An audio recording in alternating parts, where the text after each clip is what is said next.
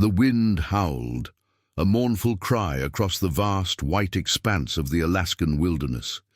It was late September, and the first heavy snowfall had blanketed the mountainous terrain around Sitka in a thick, silent sheet of white. Elias Thorne, a mountain man as rugged as the peaks he roamed, pulled his sled through the deepening drifts. His face was weathered and chapped, a map of the years spent trapping beaver, marten, and fox in the unforgiving cold. He was a man of few words, his life defined by the rhythmic crunch of snow under his boots and the silent vigilance required to survive. His destination was a small, isolated cabin, a half-day's journey from Sitka. It belonged to the widow, Ilara Vance. Elias had sold her his entire season's furs just before the snows hit, a deal struck in haste as he was eager to get back to his solitary life. The price was fair, a sum that would see him through the harsh winter, but Ilara had asked for a delay in payment, citing the frozen ground and the need for a trip to the nearest bank in Sitka. Elias, accustomed to trust and handshakes, had agreed. As he approached the cabin, the smoke curling from its chimney was the only sign of life for miles. It was a sturdy log structure, built to withstand the brutal winters, and a low wooden fence enclosed a small yard. Inside, the air was warm, thick with the scent of pinewood and simmering stew. Ilara Vance sat by the hearth, a rifle resting on a rack above the fireplace.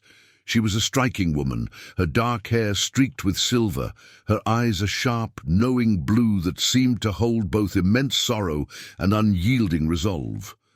Her late husband, a trapper like Elias, had died 2 years prior, leaving her to fend for herself in this unforgiving land. The whispers in Sitka said she was a tough woman, fiercely independent, but they also said her heart was as cold as the winter ice. Elias set his pack down by the door, the cold air rushing in with him. "Widow Vance," he said, his voice a low rumble. "I've come for the rest of my pay." Ilara didn't look up from the mending she was doing. "Elias Thorne," she said, her voice smooth but edged with steel. "A man of your word. I'd have thought you'd trust me." "I do," Elias replied, a slight frustration creeping into his tone. "But a man needs his money before the winter sets in. I've got supplies to buy." Finally, Ilara looked at him, her blue eyes piercing. A strange, knowing smile played on her lips. "I have your money, Elias, but I believe a man who trusts so deeply should be willing to pay a different kind of price. You'll lie with me before you get your pay." Elias froze. The air in the cabin seemed to thicken, the crackle of the fire the only sound. He was a man of honor, and her words were a direct assault on his dignity.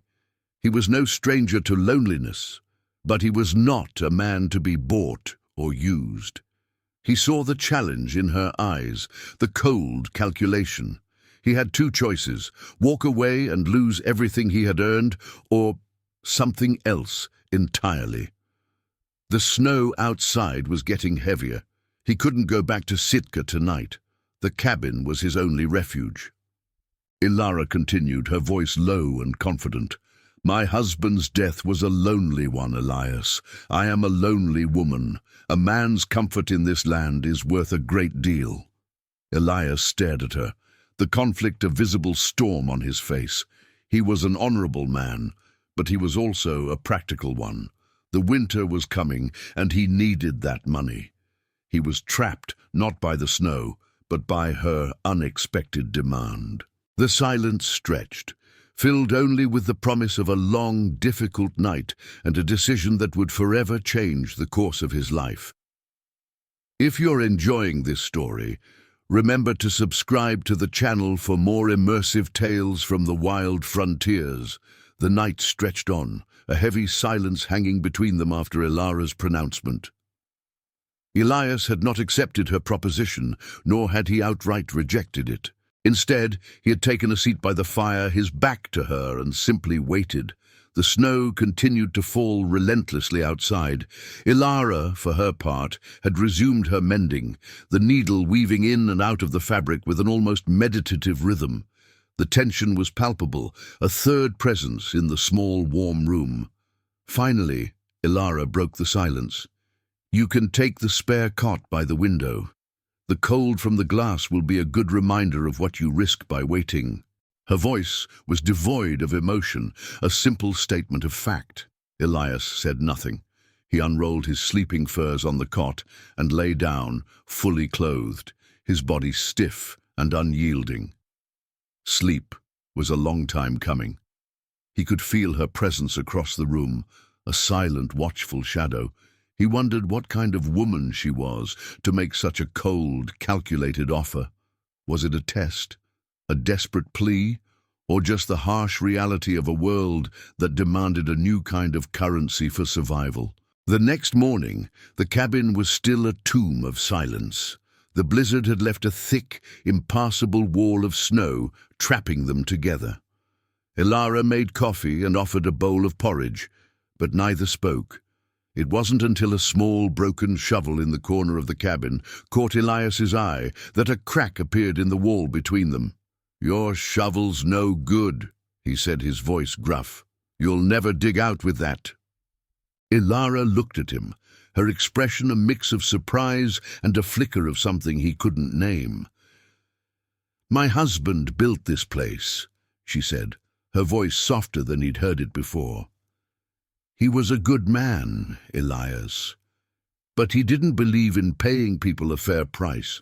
He never thought he would die, and I would be left to pay his debts." Elias said nothing, but he listened.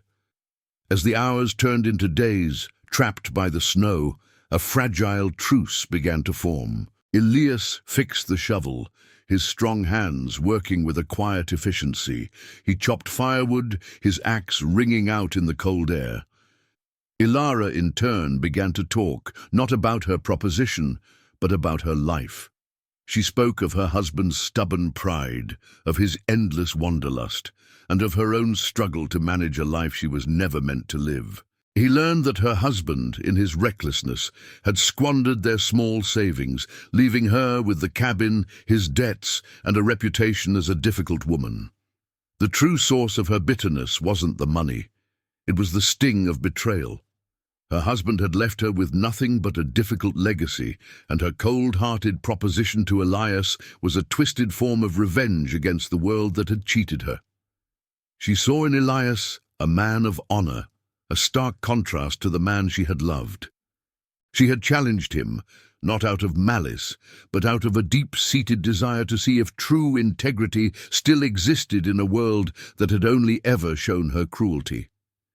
Elias, listening, began to see her not as a cold, calculating widow, but as a woman who had been broken by her circumstances. He saw her fragility, the pain masked by a tough exterior. He found himself a man who cherished his solitude, opening up in return. He spoke of the solitude of the trail, the simple joys of a good catch, and the quiet satisfaction of a hard day's work. On the third night, a new, tentative understanding settled between them. The fire was warm, the snow outside a gentle blanket. He no longer felt like a prisoner, but a guest. She no longer felt like his captor, but a companion. Ilara finally looked at him, her eyes soft, a trace of a genuine smile on her lips. "I have your money, Elias, and it's yours to take, but I hope you won't leave just yet." Her words were no longer a demand, but a quiet, hopeful invitation. Elias, for the first time in his life, found himself contemplating a future that was not entirely his own. The snow had finally stopped. The world outside the cabin was a brilliant, blinding white, pristine and silent. Ilara handed Elias a small leather pouch, heavy with the weight of gold coins.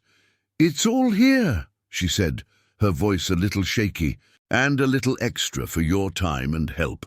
Elias took the pouch, but he didn't put it away. He looked at her, truly looked at her. Her eyes, once so sharp and challenging, were now filled with a vulnerability he hadn't seen before. They had spent days in that cabin, not as adversaries, but as two people bound by the shared isolation of the Alaskan wilderness. Their conversations, initially spurred by necessity, had blossomed into a genuine connection. They had discovered that beneath her hardened exterior and his stoic reserve lay two people who had faced immense loneliness and heartache. "I don't want the extra," Elias said, his voice low. "The money is enough." Ilara's lips trembled slightly. "I know. It's not a payment, Elias. It's a gesture of thanks for showing me that a man can be trusted. Not everyone in this world is as calculating as I've been." Elias nodded, a hint of a smile on his face. "Not everyone has had to be. But the world out here, it makes a person tough. And it makes them lonely," Ilara added, her gaze dropping to the floor. Elias stepped closer, reaching out a hand to gently lift her chin. "Then perhaps it's time we both stopped being so lonely." The moment hung in the air, charged with unsaid feelings and the promise of a new future. Their connection, born from a bitter lie and the harsh reality of survival, had transformed into something real and profound. It wasn't a fairy tale romance, it was a connection forged in the crucible of shared solitude and a newfound respect for each other's resilience. They had both found something they hadn't even realized they were missing, a sense of belonging, a partner to share the burdens and the quiet beauty of their isolated lives. Elias put the pouch back in his satchel, but he made no move to leave. He had his money, his freedom, but for the first time in years, the thought of returning to his solitary life no longer held its usual appeal.